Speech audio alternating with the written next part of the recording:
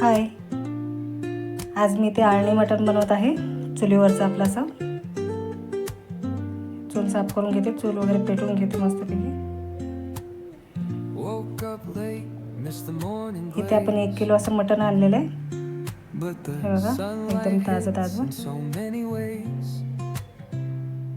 हे आपल्याला जास्त काय झंझट वगैरे करायची नाही, फक्त आपल्याला हळद मीठ टाकून ना तेलामध्ये अशी फोडणी द्यायची. आलं लसूण वगैरे आपण नंतर टाकून करू. हे फक्त पोरांसाठी म्हणून आपण असं आळणी असं मटण करतोय पिवळं. इथे भाजीसाठी आपण खोबरं वगैरे कापून घेतो. इथे मी टोप ठेवून घेतलंय, चूल पेटवून घेतली.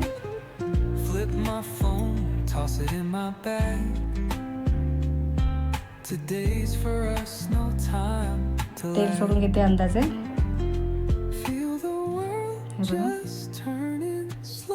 आलं लसूण टाकून पण आपण फोडणी देऊ शकतो, पण मुलांसाठी म्हणून मी हळद आणि मीठ टाकून फक्त फोडणी देते. मटण शिजायला जास्त टाइम लागतो ना, म्हणून आपण असं आधी शिजवून घेऊ शकतो.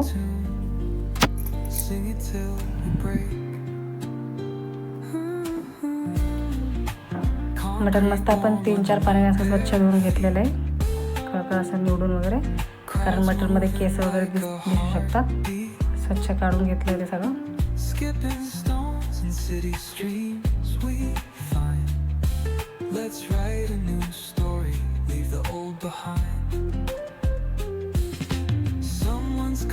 मटण सोडून घेऊ.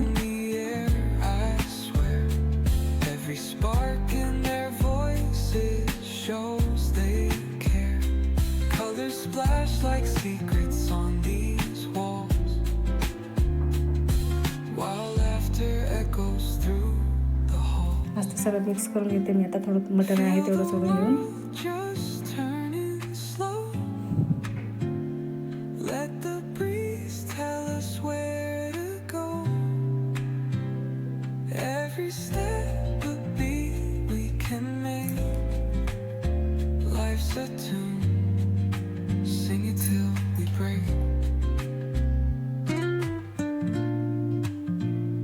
सर्व एकजीव करून घेते.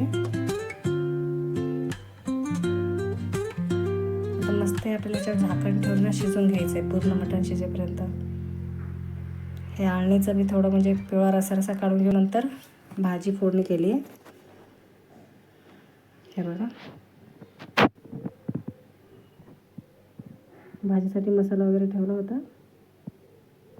भाजीचा व्हिडिओ नेक्स्ट व्हिडिओ येईल.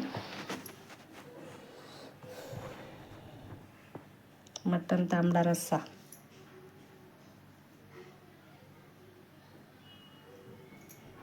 हे बघा, मस्तपैकी आपलं असं मटण शिजत आलं.